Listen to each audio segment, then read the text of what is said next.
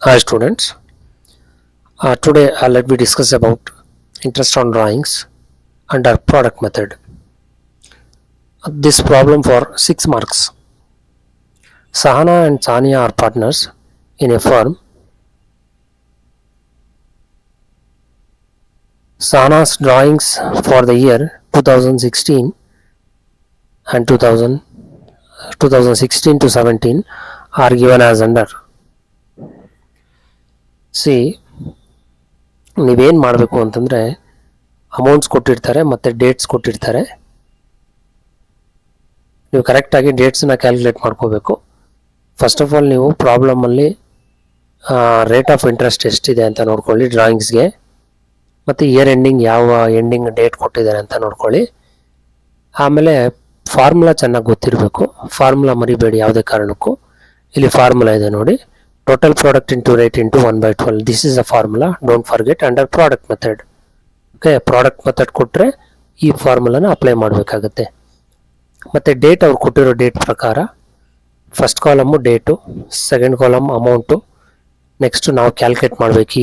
ಈ ಪೀರಿಯಡನ್ನ ನಾವು ಕ್ಯಾಲ್ಕುಲೇಟ್ ಮಾಡಬೇಕು, ಮತ್ತು ಟೋಟಲ್ ಪ್ರಾಡಕ್ಟ್ನ ನಾವು ಕ್ಯಾಲ್ಕುಲೇಟ್ರಲ್ಲಿ ಮಲ್ಟಿಪ್ಲೈ ಮಾಡಬೇಕು.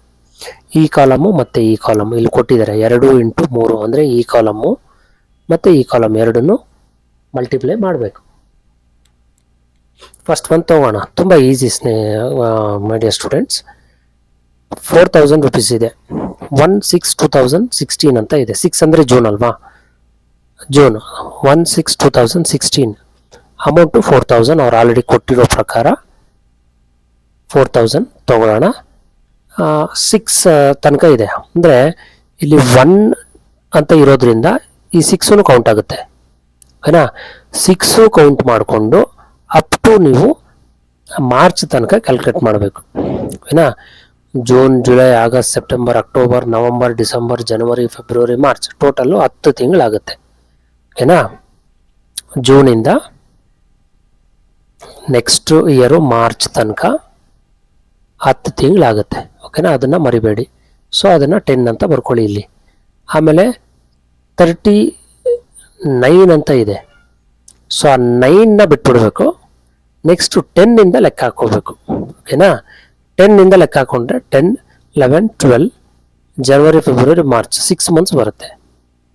ಮಾರ್ಚ್ವರೆಗೂ ಲೆಕ್ಕ ಹಾಕೋಬೇಕಷ್ಟೇ ನೀವು, ಅಲ್ಲಿಗೆ 6 ಮಂತ್ಸ್ ಬರುತ್ತೆ. ನೆಕ್ಸ್ಟು ನವಂಬರ್ 30th ಕೊಟ್ಟಿದ್ದಾರೆ. ನವಂಬರ್ 30th ಕೊಟ್ಟರೆ ಈ ನವಂಬರ್ನ ಬಿಟ್ಬಿಡಿ, ಡಿಸೆಂಬರಿಂದ ಲೆಕ್ಕ ಹಾಕಿ. ಡಿಸೆಂಬರ್, ಜನವರಿ, ಫೆಬ್ರವರಿ, ಮಾರ್ಚ್, 4 ತಿಂಗಳು ಬಂತಲ್ವಾ. ಸೊ 4 ತಿಂಗಳು. ಇಲ್ಲಿ 1 ಅಂತ ಇದೆ, ಈ 1 ಕೌಂಟ್ ಮಾಡಿ, ಜನವರಿನೂ ಕೌಂಟ್ ಮಾಡಬೇಕು. ಜನವರಿ, ಫೆಬ್ರವರಿ, ಮಾರ್ಚ್ 3 ತಿಂಗಳು ಬರುತ್ತೆ ಅಲ್ವಾ. ಸೊ 3 ತಿಂಗಳು. ಸೊ ನಾವೇನು ಮಾಡಬೇಕು, 2 ಇಂಟು 3 ಮಾಡಬೇಕು. ನೆಕ್ಸ್ಟ್ ಕಾಲಮ್ 2 ಇಂಟು 3 ಹೇಗೆ ಮಾಡಬೇಕು, ಕ್ಯಾಲ್ಕುಲೇಟರ್ ತೊಗೊಳ್ಳಿ. 4000 ಇಂಟು 10 ಮಾಡಿ 40,000 ಬರುತ್ತೆ. 6000 ಇಂಟು 6 ಮಾಡಿ 36,000 ಬರುತ್ತೆ. 2000 ಇಂಟು 4 ಮಾಡಿ 8000 ಬರುತ್ತೆ. 3000 ಇಂಟು 3 ಮಾಡಿ 9000 ಬರುತ್ತೆ. ಈ 4 ಅಮೌಂಟ್ಗಳನ್ನು ಟೋಟಲ್ ಮಾಡಿದ್ರೆ 93,000 ಬರುತ್ತೆ. ಓಕೆ, 4 ಅಮೌಂಟ್ಗಳನ್ನು ಟೋಟಲ್ ಮಾಡಿದಾಗ ನಿಮಗೆ ಎಷ್ಟು ಬರುತ್ತೆ, 93,000 ಬರುತ್ತೆ. ಆಗ ನೀವೇನು ಮಾಡಬೇಕು, ಫಾರ್ಮುಲಾ ಅಪ್ಲೈ ಮಾಡಬೇಕು. ಫಾರ್ಮುಲಾ ಅಪ್ಲೈ ಮಾಡಿ ನೋಡಿ, ಫಾರ್ಮುಲಾ ಇಲ್ಲಿ ಟೋಟಲ್ ಪ್ರಾಡಕ್ಟ್ ರೇಟ್ ಇಂಟು 1/12 ಅಲ್ವಾ. 93,000 ಇಲ್ಲಿ ಬಂದಿದೆ ಆಲ್ರೆಡಿ. ಇದನ್ನೇ ತೊಗೊಳ್ಳಿ, 93,000. 8 divided by 100 already rate of interest, sorry interest on drawings. ಡ್ರಾಯಿಂಗ್ಸ್ನ ಒಂದು ರೇಟ್ ಆಫ್ ಇಂಟ್ರೆಸ್ಟು 8% ಕೊಟ್ಟಿದ್ದಾರೆ. 8% ಅಂದರೆ 8 ಡಿವೈಡೆಡ್ ಬೈ 100 ಅಂತ ತೊಗೋಬೇಕು. ಇದೇ 8%, ಆಯಿತಾ. ಆಮೇಲೆ 1 ಡಿವೈಡೆಡ್ ಬೈ 12, ಇದು ಫಾರ್ಮುಲಾನಲ್ಲೇ ಇದೆ. ರೇಟು ಇಲ್ಲಿದೆ. ಏನಾ, ಕ್ಯಾಲ್ಕುಲೇಟರ್ ತೊಗೊಂಡು ಕ್ಯಾಲ್ಕುಲೇಟ್ ಮಾಡಿ, ನಿಮಗೆ 620 ರೂಪಾಯಿ ಬರುತ್ತೆ. 620 ರೂಪಾಯಿ ಬಂದರೆ ದಟ್ ಈಸ್ ರೈಟ್ ಆನ್ಸರ್. ಇಷ್ಟಕ್ಕೆ ನಿಮಗೆ 6 ಮಾರ್ಕ್ಸ್ ಕೊಡ್ತಾರೆ. ಯಾವುದೇ ಕಾರಣಕ್ಕೂ ಈ ಒಂದು ಪ್ರಾಬ್ಲಮ್ನ ಬಿಡಬಾರ್ದು, ಪದೇ ಪದೇ ಪ್ರಾಕ್ಟೀಸ್ ಮಾಡ್ತಾ ಇರಬೇಕು. ಈ ಥರ ಪ್ರಾಬ್ಲಮ್ಗಳನ್ನು ಟೆಕ್ಸ್ಟ್ ಬುಕ್ಕಲ್ಲಿ ನೋಡಿ ಇನ್ನೂ ಹಲವು ಪ್ರಾಬ್ಲಮ್ಸ್ಗಳನ್ನು ಸಾಲ್ವ್ ಮಾಡ್ಕೊಳ್ಳಿ, ಮತ್ತು ಈ ವಿಡಿಯೋನ ಪದೇ ಪದೇ ನೋಡಿ. Next new profit sharing ratio ಅಂತೇಳಿ, ಇದು ಕೂಡ 6 ಮಾರ್ಕ್ಸ್ ಕೇಳ್ತಾರೆ. ಏನಾ, ಇಲ್ಲಿ ನ್ಯೂ ಪ್ರಾಫಿಟ್ ಶೇರಿಂಗ್ ರೇಷಿಯೋನ ಕಂಡುಹಿಡಬೇಕಾಗುತ್ತೆ. ಅದೊಂದು ಪ್ರಾಬ್ಲಮ್ ನೋಡೋಣ. Ashu and Neetu are partners sharing profits in the ratio of 3:2. ಇದು ಓಲ್ಡ್ ರೇಷಿಯೋ, ಓಕೆನಾ. The admitted Jyoti has new partner. Jyoti ಅನ್ನೋ ಕ್ಯಾಂಡಿಡೇಟ್ನ ಅಡ್ಮಿಟ್ ಮಾಡ್ಕೋತಾರೆ, ಪಾರ್ಟ್ನರ್ನ. ಜ್ಯೋತಿದು ಶೇರ್ ಎಷ್ಟು ಅಂತಂದರೆ 3/10. ಮತ್ತು ಜ್ಯೋತಿ ಏನು ಮಾಡಿರ್ತಾಳೆ, ಅಶು ಮತ್ತು ನೀತು ಇಂದ 2/10 ಮತ್ತು 1/10ನ ತೊಗೊಂಡಿರ್ತಾಳೆ, ಸ್ಯಾಕ್ರಿಫೈಸ್ ಮಾಡ್ಕೊಂಡಿರ್ತಾಳೆ. ಸೊ ನಾವು ಫಾರ್ಮುಲಾ ಚೆನ್ನಾಗಿ ಜ್ಞಾಪಕ ಇಟ್ಕೋಬೇಕು. ನ್ಯೂ ಪ್ರಾಫಿಟ್ ಶೇರಿಂಗ್ ರೇಷಿಯೋನ ಫಾರ್ಮುಲಾ ಏನು ಅಂತ. New profit sharing ratio formula ಇಲ್ಲಿದೆ ನೋಡಿ. Old share minus sacrificed share ಅಥವಾ ಶೇರ್ ಸ್ಯಾಕ್ರಿಫೈಸ್ಡ್ ಅಂತ. ಎಷ್ಟು ಕೊಟ್ಟಿರ್ತಾರೆ ಹಳೆ ಪಾರ್ಟ್ನರ್ಸು ಹೊಸ ಪಾರ್ಟ್ನರ್ ಜೊತೆಗೆ ಎಷ್ಟು ಕೊಟ್ಟಿರ್ತಾರೆ ಅಂತ, ಓಕೆನಾ. ಎಷ್ಟು ಕೊಟ್ಟಿದ್ದಾರೆ, 2/10 ಕೊಟ್ಟಿದ್ದಾರೆ, 1/10 ಕೊಟ್ಟಿದ್ದಾರೆ. ಮತ್ತು ಜ್ಯೋತಿದೆಷ್ಟು share 3/10. Old ratio of Ashu and Neetu. ಈಗ ನಾವು ಕಂಡುಹಿಡಬೇಕಾದ ಫಾರ್ಮುಲಾ ಪ್ರಕಾರ ಓಲ್ಡ್ ರೇಷಿಯೋ ಅಲ್ವಾ. ಓಲ್ಡ್ ರೇಷಿಯೋ ಎಷ್ಟು ಅಂತ ನೋಡೋಣ. ಅಶುದು ಮತ್ತು ನೀತುದು ಓಲ್ಡ್ ರೇಷಿಯೋ ಇಲ್ಲಿದೆ ನೋಡಿ, 3:2. ಓಕೆನಾ. ಅಶುದು ಮತ್ತು ನೀತುದು ಓಲ್ಡ್ ರೇಷಿಯೋ 3:2. ಅಂದರೆ ಏನು, 3/5 ಹೇಗೆ ಬರುತ್ತೆ, 3 + 2 ಮಾಡಿದ್ರೆ ಟೋಟಲ್ 5 ಬರುತ್ತಲ್ವಾ. ಈ 5ನ ಕೆಳಗಡೆ ತಗೋಬೇಕು, ಅವರ ಶೇರ್ನ ಮೇಲೆ ತಗೋಬೇಕು. 3/5 2/5, ಓಕೆನಾ. ಸೊ 3/5 2/5 ಬಂತು ಓಲ್ಡ್ ಶೇರು. ಇನ್ನು ಜ್ಯೋತಿ ಶೇರ್ ಎಷ್ಟು, ಇಲ್ಲೇ ಇದೆ 3/10, ಓಕೆನಾ. ಜ್ಯೋತಿ ಶೇರು 3/10. ಆಮೇಲೆ ಶೇರು ಸ್ಯಾಕ್ರಿಫೈ ಎಷ್ಟು ಮಾಡಿದ್ದಾರೆ, ಅಶುಗೆ ಮತ್ತು ನೀತುಗೆ ಶೇರ್ ಸ್ಯಾಕ್ರಿಫೈಸ್ ಮಾಡಿರೋದು 2/10 ಮತ್ತು 1/10 ಸ್ಯಾಕ್ರಿಫೈಸ್ ಮಾಡಿರೋದು ಜ್ಯೋತಿಗೆ ಅಲ್ವಾ. ಸೊ ಅದನ್ನು ಕರೆಕ್ಟಾಗಿ ಗಮನಿಸ್ಕೊಳ್ಳಿ. ಮತ್ತು ಈಗ ಅವರು ಕೊಟ್ಟಿರ್ತಕ್ಕಂಥ ಫಾರ್ಮುಲಾನ ಅಪ್ಲೈ ಮಾಡಬೇಕು. ಇವಾಗ ಫಾರ್ಮುಲಾನ ಅಪ್ಲೈ ಮಾಡ್ಕೊಂಡು ಮಾಡಬೇಕು. ತುಂಬ ಈಸಿ ಮೈ ಡಿಯರ್ ಸ್ಟೂಡೆಂಟ್ಸ್, ಗಮನ ಇಟ್ಟು ಕೇಳಿಸ್ಕೊಳ್ಳಿ. ಫಾರ್ಮುಲಾ ಆಸ್ ನಾನು ಹೇಳಿದಾಗೆ new share is equal to old share minus share sacrificed ಅಂತ ಅಲ್ವಾ. ಫಾರ್ಮುಲಾ ಅಪ್ಲೈ ಮಾಡಬೇಕು. ಇವಾಗ ಅಶುದ್ ಫಸ್ಟ್ ಕಂಡುಹಿಡಿಯೋಣ, ಆಮೇಲೆ ನೀತುದ್ ಫಸ್ಟ್ ಕಂಡುಹಿಡಿಯೋಣ. ಅಶುದು ಓಲ್ಡ್ ಶೇರ್ ಎಷ್ಟು, ಇಲ್ಲೇ ಇದೆ ನೋಡಿ, 3/5 ತೊಗೊಂಡಿದ್ದೀವಾ, 3/5 ತೊಗೊಂಡಿದ್ದೀವಿ.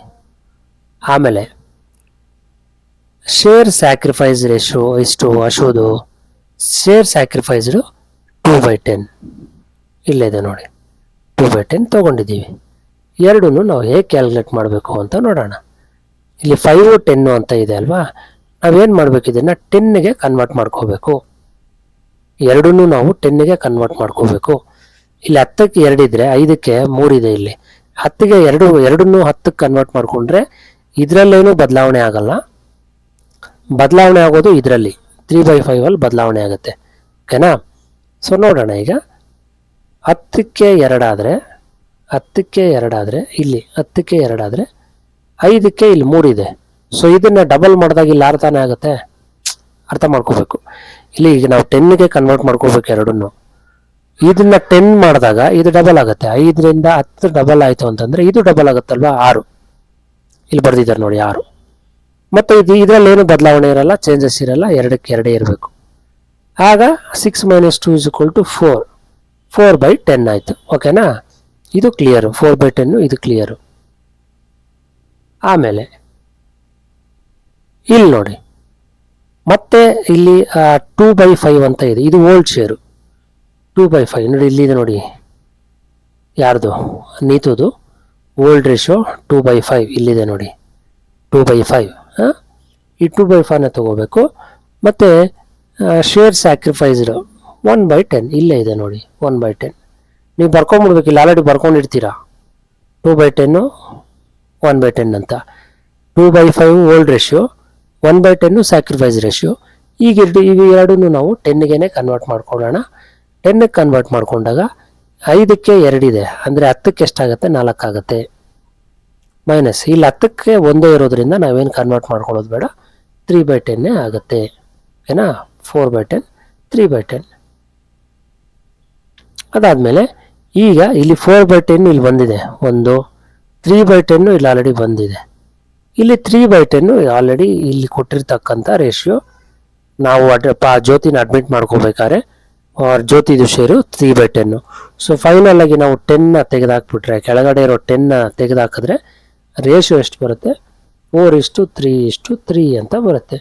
ಇವು ಮೂರು ಟೋಟಲ್ ಮಾಡಿದ್ರೂ 10 ಇರಬೇಕು. 4, 3, 7, 7, 3, 10 10 ಇದೆಯಲ್ಲ ಅಲ್ವಾ? ಸೊ ಈ ಥರ ಪ್ರಾಬ್ಲಮ್ನ ಮಾಡಬೇಕಾಗತ್ತೆ. ಇದು ನ್ಯೂ ಪ್ರಾಫಿಟ್ ಶೇರಿಂಗ್ ರೇಷಿಯೋ. ಅದೇ ಥರ ಇನ್ನೊಂದು ಪ್ರಾಬ್ಲಮ್ ನೋಡೋಣ. ನೆಕ್ಸ್ಟು ಇದು ಅಷ್ಟೇ 6 ಮಾರ್ಕ್ಸ್ಗೆ ನಿಮಗೆ ಪ್ರಾಬ್ಲಮ್ ಇರುತ್ತೆ. Ravi and Kiran are partners saving profits and losses in the ratio of 5:3. ಅಂದರೆ ಇದು ಓಲ್ಡ್ ರೇಷಿಯೋ. ದೇ ಅಡ್ಮಿಟ್ ಉದಯನ ಅಡ್ಮಿಟ್ ಮಾಡ್ಕೋತಾರೆ. All partners agree to share profits and losses equal ಆಗಿ ಹಂಚ್ಕೋತಾರೆ ಅವರು. ನೀವು ಕ್ಯಾಲ್ಕುಲೇಟ್ ಮಾಡಿ ಸ್ಯಾಕ್ರಿಫೈಸ್ ರೇಷಿಯೋ ಅಂತ ಹೇಳಿದ್ದಾರೆ. ಯಾರ್ದು? ರವಿದು, ಕಿರಣ್ದು. Calculates sacrifice ratio formula. Sacrifice ರೇಷಿಯೋನ formula old share minus new share. ಇಲ್ಲೇ ಕೊಟ್ಬಿಟ್ಟಿದ್ದಾರೆ. ಇದು ಓಲ್ಡ್ ಶೇರು, ಇದು ನ್ಯೂ ಶೇರು. ಈಕ್ವಲಿ ಅಂತಿರೋದು ನ್ಯೂ ಶೇರು. ಸಿಂಪಲ್ ಆಗಿ ಅರ್ಥ ಮಾಡ್ಕೊಳ್ಳಿ. ಓಲ್ಡ್ ಶೇರ್ನ ಫಸ್ಟು ಬರ್ಕೊಳ್ಳಿ ಸೈಡಲ್ಲಿ. ರವಿದು ಓಲ್ಡ್ ಶೇರ್ ಎಷ್ಟು, ಕಿರಣ್ದು ಓಲ್ಡ್ ಶೇರ್ ಎಷ್ಟು ಅಂತ. ಇಲ್ಲೇ ಇದೆಯಲ್ಲ 5:3 ಅಂತ. ಸೊ 5:3 ಅಂದ್ರೂ ಒಂದೇ, 5/8 ಅಥವಾ 3/8 ಇದು ಒಂದೇ. ಇಲ್ಲಿ 8 ಏನಕ್ಕೆ ಬಂದಿದೆ? 5 + 3 8 ಅಲ್ವಾ? ಎರಡನ್ನೂ ಟೋಟಲ್ ಮಾಡ್ಕೊಂಡಾಗ 2 8 ಇರುತ್ತೆ. ನೆಕ್ಸ್ಟ್ ನ್ಯೂ ಶೇರು ಅವರು ಆಲ್ರೆಡಿ ಕೊಟ್ಟಿರೋ ಪ್ರಕಾರ ಈಕ್ವಲ್ ಆಗಿ ಶೇರ್ ಮಾಡ್ಕೋತಾರೆ ಅಂತ ಹೇಳಿರೋದ್ರಿಂದ 3 ಜನನೂ ಈಕ್ವಲ್ ಆಗಿ ಹಂಚ್ಕೊಂಡ್ರೆ 1:1:1 ಅಂತ ಬರುತ್ತೆ. 1:1:1 ಅಂತ ಬರುತ್ತೆ. ಓಕೆನಾ? So this is the equal ಆಗಿರೋದ್ರಿಂದ this is the share, equal share ಅಂತೇಳಿ. ನೆಕ್ಸ್ಟು ರವಿ ಮತ್ತು ಕಿರಣ್ದು ಸ್ಯಾಕ್ರಿಫೈಸ್ ರೇಷಿಯೋನ ಕಂಡುಹಿಡಬೇಕಾಗತ್ತೆ. 5/8 1/3. 5/8 ಆಲ್ರೆಡಿ ಇಲ್ಲಿದೆ ಏನಾ? 5/8 ಆಲ್ರೆಡಿ ಇಲ್ಲಿದೆ. ಮತ್ತು 1/3 ನಾವು ಹಾಕ್ಕೊಂಡಿರೋದು 1/3 ಇಲ್ಲಿದೆ ನೋಡಿ. ಲಾಸ್ ಈಕ್ವಲ್ ಆಗಿ ಹಂಚಿದ್ದೀವಿ ನಾವು 1/3 ಅಂತೇಳಿ. 5/8 ಇಲ್ಲಿದೆ, ಯಾಕಂದರೆ ಇದು old share, minus new share ಇಲ್ಲಿದೆ ನೋಡಿ. ಕ್ಯಾಲ್ಕುಲೇಟ್ ಮಾಡಿರೋದು ಇವೆರಡನ್ನೂ ಹಾಕ್ಕೊಳ್ಳಿ. 5/8 1/3. ನೀವೇನು ಮಾಡಬೇಕೀಗ ಅಂತಂದರೆ ಕ್ರಾಸ್ ಮಲ್ಟಿಪ್ಲಿಕೇಶನ್ ಮಾಡಬೇಕು. ಈ ಪ್ರಾಬ್ಲಮಲ್ಲಿ ಸ್ಯಾಕ್ರಿಫೈಸ್ ರೇಷನ್ ಕಂಡುಹಿಡಬೇಕಂದ್ರೆ ಕ್ರಾಸ್ ಮಲ್ಟಿಪ್ಲಿಕೇಶನ್. ಫಸ್ಟು ಟೋಟಲ್ ತೊಗೊಂಬಿಡಿ. 8 3 24 ಅಂತ ಇದೆ, ಕರೆಕ್ಟಾ? ಅದಾದಮೇಲೆ ಕ್ರಾಸ್ ಮಲ್ಟಿಪ್ಲಿಕೇಶನ್ ಮಾಡಬೇಕು. 5 3 15, 5 3 15, 8 1 8. ಓಕೆ ನೋಡಿ, ಈ ಥರ ಕ್ರಾಸ್ ಮಲ್ಟಿಪ್ಲಿಕೇಶನ್ ಮಾಡಬೇಕು. ಮೇಲೆ ಕೆಳಗಡೆ ಮಾತ್ರ ಹೀಗೆ ಇಂಟು ಮಾಡಬೇಕಾಗತ್ತೆ. ಅದೇ ಥರ ನೀವು ಕ್ಯಾಲ್ಕುಲೇಟ್ ಮಾಡಿ, ಸೇಮ್ ಪ್ರೊಸೀಜರ್ನೇ ಫಾಲೋ ಮಾಡಿ. ಸೊ 15ಅಲ್ಲಿ 8 ಹೋದರೆ 7/24. ಅದೇ ಥರ ಇದನ್ನು ಹಾಕ್ಕೊಳ್ಳಿ. 3/8 ಇಲ್ಲಿದೆ ನೋಡಿ, 3/8 ಮತ್ತು 1/3. ಓಕೆನಾ? ಸೇಮ್ ಹಾಕ್ಕೊಂಡು ಅದೇ ಥರ 8 3 24, 3 3 9, 8 1 8, 3 3 9, 8 1 8. ಅಲ್ಲಿಗೆ 9 - 8 = 1, 1/24. ಈಗ ಇದು ಸಿಕ್ತು, ಇದು ಸಿಕ್ತು. 7:1 ಬರುತ್ತೆ ಆನ್ಸರು. Sacrifice ratio 7:1. 7/24, 1/24, 7:1. ಕ್ಲಿಯರ್? ವಿಡಿಯೋನ ಪದೇ ಪದೇ ನೋಡ್ತಾ ಇರಬೇಕು, ಇಲ್ಲಾಂದರೆ ಅರ್ಥ ಆಗಲ್ಲ. ಇದು ಡೆತ್ ಆಫ್ ಎ ಪಾರ್ಟ್ನರು. 6 ಮಾರ್ಕ್ಸ್ಗಿರುತ್ತೆ ಇದೂ ಕೂಡ.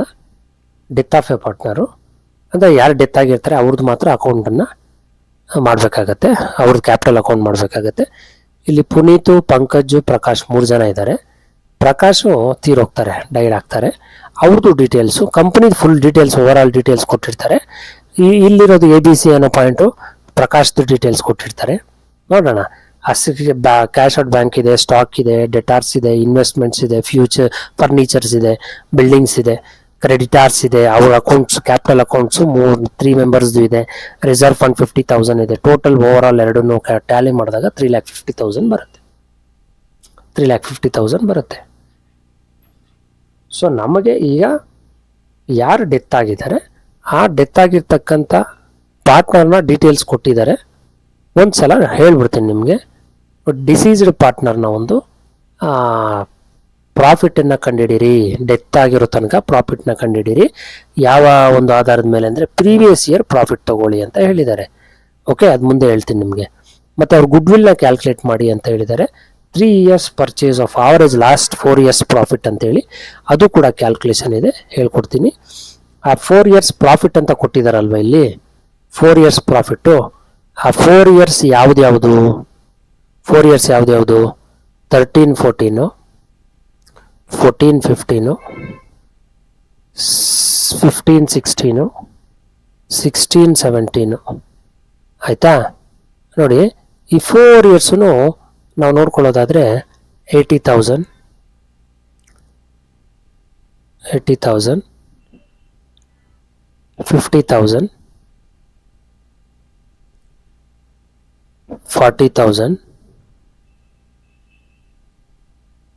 30,000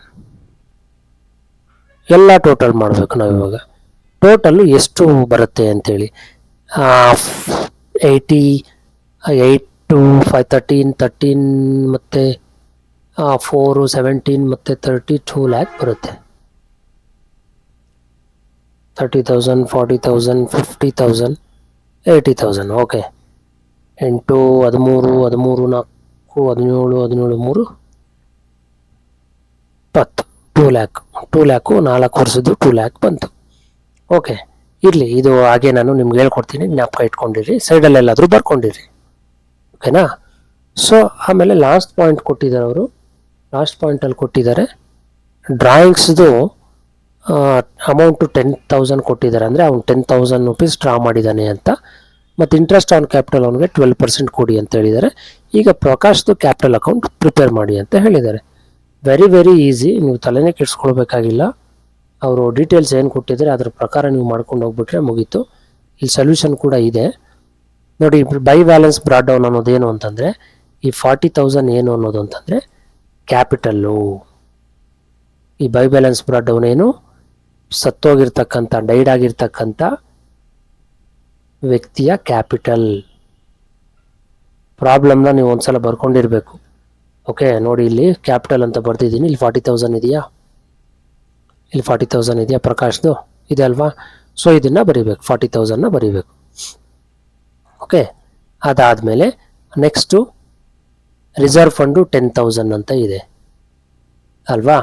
ಈ ರಿಸರ್ವ್ ಫಂಡ್ 10,000 ಬನ್ನಿ ತೋರಿಸ್ತೀನಿ, ಪ್ರಾಬ್ಲಮಲ್ಲಿರೋದು ನಿಮಗೆ ಎಲ್ಲಿದೆ ಅಂತ ನೋಡಿ. ರಿಸರ್ವ್ ಫಂಡ್ ಇಲ್ಲೇ ಇದೆ ನೋಡಿ, 50,000 ಇದೆ. ನಾವು ಹೇಗೆ 10,000 ಬರೀಬೇಕು ಅಂತಂದರೆ ಕ್ಯಾಲ್ಕುಲೇಷನ್ ನಿಮ್ಗೆ ಹೇಳ್ಕೊಡ್ತೀನಿ ಈಗ ಯಾವ ರೀತಿ ಬರುತ್ತೆ ಅಂತೇಳಿ. ರಿಸರ್ವ್ ಫಂಡು ಕ್ಯಾಲ್ಕುಲೇಷನ್ ಯಾವ ರೀತಿ ಮಾಡಬೇಕು.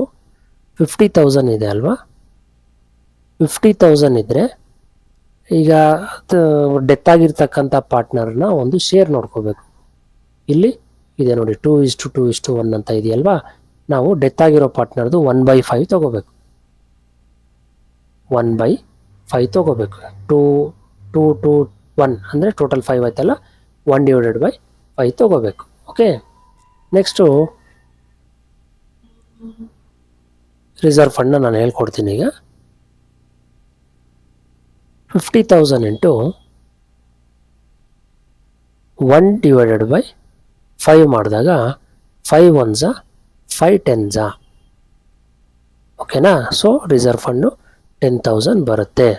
ಈ 10,000 ಪ್ರಕಾಶ್ದು. ಓಕೆನಾ, ಬರ್ಕೋಬೇಕು ಇದನ್ನು 10,000. ಅದಾದಮೇಲೆ ಇಲ್ಲಿ ಬನ್ನಿ,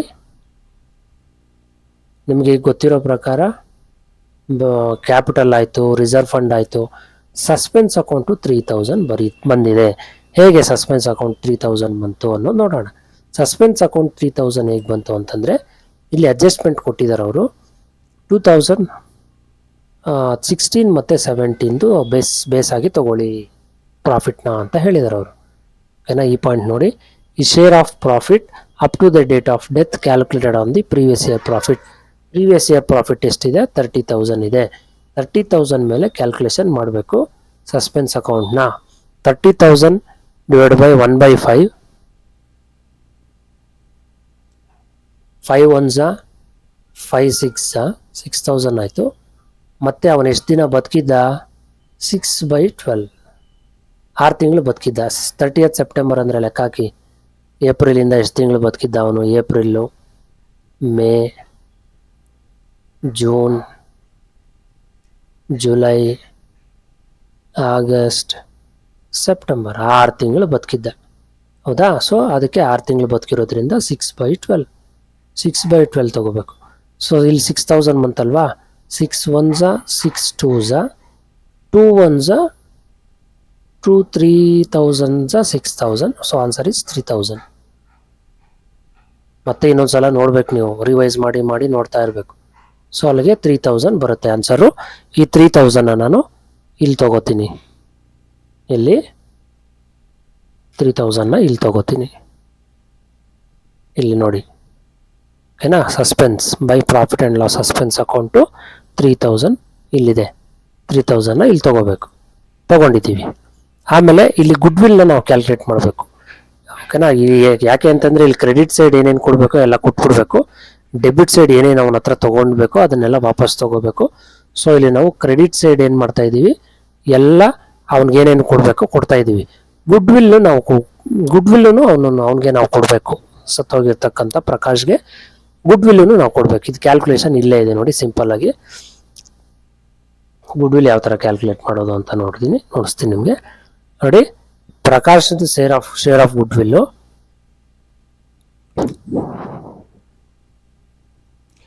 ಇಲ್ಲಿ the share of good will 1,50,000 ಇದೆ. 1,50,000 ಹೇಗೆ ಬಂತು ಅಂತ ನೋಡಿಸ್ತೀನಿ. ಒಂದು ನಿಮಿಷ ಅಡ್ಜಸ್ಟ್ಮೆಂಟ್ಗೆ ಹೋಗ್ಬೇಕು, ಅವಾಗ ಅಲ್ಲಿ ಗೊತ್ತಾಗುತ್ತೆ ನೋಡಿ. He will be entitled is a share of good will ಅಂತ ಇದೆ. ಇಲ್ಲಿ ಅಡ್ಜಸ್ಟ್ಮೆಂಟ್ ಓದಬೇಕು. ಈ ಅಡ್ಜಸ್ಟ್ಮೆಂಟ್ ಬೇಸ್ರಾಗಿ ಇಟ್ಕೊಂಡು ಕ್ಯಾಲ್ಕುಲೇಟ್ ಮಾಡಬೇಕು. Calculated on the base of 3 years purchase of average last 4 years profit ಅಂತ ಇದೆ. ಓಕೆನಾ? ಲಾಸ್ಟ್ 4 years ಪ್ರಾಫಿಟ್ಸ್ ತೊಗೊಂಡು ನೀವು ಕ್ಯಾಲ್ಕುಲೇಷನ್ ಮಾಡಬೇಕು ಗುಡ್ ವಿಲ್ನ. ಯಾವ ಥರ ಕ್ಯಾಲ್ಕುಲೇಟ್ ಮಾಡಬೇಕು ನಾನು ಆಗಲೇ ನಿಮಗೆ ಹೇಳಿದೆ. ಟೋಟಲ್ಲು ಎಷ್ಟು ಬಂತು, 4 ವರ್ಷದ ಪ್ರಾಫಿಟ್ 1 2 3 4. ಈ 4 ವರ್ಷದ ಟೋಟಲ್ ಎಷ್ಟು ಬಂತು, 2 ಲಕ್ಷ ಬಂತಲ್ವಾ. 2 ಲಕ್ಷ ಬಂದರೆ ಡಿವೈಡೆಡ್ ಬೈ 4 ಮಾಡಬೇಕು, ಅಂದರೆ 4 ವರ್ಷ ಅಲ್ವಾ. 4 ವರ್ಷ ಡಿವೈಡೆಡ್ ಮಾಡಿದ್ರೆ 50,000 ಬರುತ್ತೆ. ಇದನ್ನು 4 ವರ್ಷದ ಪ್ರಾಫಿಟ್ನ ಡಿವೈಡೆಡ್ ಬೈ 4ಇಂದ ಮಾಡಿದ್ರೆ, ಯಾಕಂದರೆ 4 years ಕೊಟ್ಟಿದ್ದಾರಲ್ವಾ, ಅದಕ್ಕೆ ನಾವು 4 yearsಯಿಂದ ಡಿವೈಡ್ ಮಾಡಿದ್ರೆ 50,000 ಬರುತ್ತೆ. 50,000 ಇಂಟು ನಾವೇನು ಮಾಡಬೇಕು, 3 years ಪರ್ಚೇಸ್ ಅಂತ ಕೊಟ್ಟಿದ್ದಾರೆ ಅವರು. ಆ 3 years ಪರ್ಚೇಸನ್ನು ನಾವು ಇಂಟು ಮಾಡಬೇಕು, ಅಲ್ಲಿಗೆ 1,50,000 ಬರುತ್ತೆ. ಓಕೆ, ಅವ್ರು ಗುಡ್ ವಿಲ್ ಕ್ಯಾಲ್ಕುಲೇಟ್ ಮಾಡೋದು ಇದೇ ಮೆಥಡೇ ನೋಡಿ. ಅಡ್ಜಸ್ಟ್ಮೆಂಟ್ ಚೆನ್ನಾಗಿ ಓದಬೇಕು. 4 years ಪ್ರಾಫಿಟ್ಸ್ ತೊಗೊಳ್ಳಿ ಅಂತ ಹೇಳಿದ್ದಾರೆ. ಇಲ್ಲೇ ಇದೆಯಲ್ಲ 1 2 3 4 years ಪ್ರಾಫಿಟ್ ತೊಗೊಂಡಿದ್ದಕ್ಕೆ ಟೋಟಲ್ ಮಾಡಿದ್ರೆ 2 ಲಕ್ಷ ಬರುತ್ತೆ. ಅದನ್ನು ನಾವು ಆವ್ರೇಜ್ ಪ್ರಾಫಿಟ್ ಕಂಡುಹಿಡಬೇಕು ಅಂದರೆ 4 ವರ್ಷದಿಂದ ಡಿವೈಡ್ ಮಾಡಿದಾಗ 50,000 ಬರುತ್ತೆ. 50,000ನ ನಾವು 3 years ಪರ್ಚೇಸಿಂದ ಮಲ್ಟಿಪ್ಲೈ ಮಾಡಬೇಕು. 1,50,000 ಬಂತು. ಗೊತ್ತಾಯ್ತಾ ಈಗ 1,50,000 ಹೇಗೆ ಬಂತು ಅಂತ? ಆ 1,50,000ನೇ ಇಲ್ಲಿ ಅವರು ಹಾಕ್ಕೊಂಡಿದ್ದಾರೆ ಕ್ಯಾಲ್ಕುಲೇಷನ್ಗೆ. 1,50,000 ಹಾಕ್ಕೊಂಡಿದ್ದಾರೆ ನೋಡಿ. ಇಲ್ಲಿ 1/5 ಯಾರ್ದು ಅಂತಂದರೆ ಪ್ರಕಾಶ್ದು ಶೇರು. ಪ್ರಕಾಶ್ದು 1/5 ಹಾಕ್ಕೊಂಡು ಡಿವೈಡ್ ಮಾಡಿದಾಗ 30,000 ಬರುತ್ತೆ. ಈ 30,000 ನಾವು ಯಾರಿಗೆ, ಪ್ರಕಾಶಕ್ಕೆ ಕೊಟ್ಬಿಡ್ಬೇಕು. ಯಾವ ಥರ ಕೊಡಬೇಕು ಅಂತಂದರೆ ಸಿಂಪಲ್ಲು, ಇಬ್ಬರು ಇರ್ತಾರಲ್ವಾ, ಪುನೀತ್ ಮತ್ತು ಪಂಕಜು, ಇಬ್ಬರು ಅವರವ್ರ ಶೇರ್ಗಳ ಮುಖಾಂತರ ಅವ್ರು ವಾಪಸ್ ಕೊಡಬೇಕಾಗತ್ತೆ. ಈಗ ರೇಷೋ ನೋಡೋದಾದರೆ 2:2:1 ಅಂತ ಇತ್ತಲ್ವ ಸ್ಟಾರ್ಟಿಂಗು. ಈ ಎರಡೇ ರೇಷೋ ತೊಗೋಬೇಕು. 2:2 ಅಂದರೂ ಒಂದೇ, 1:1 ಅಂದರೂ ಒಂದೇ.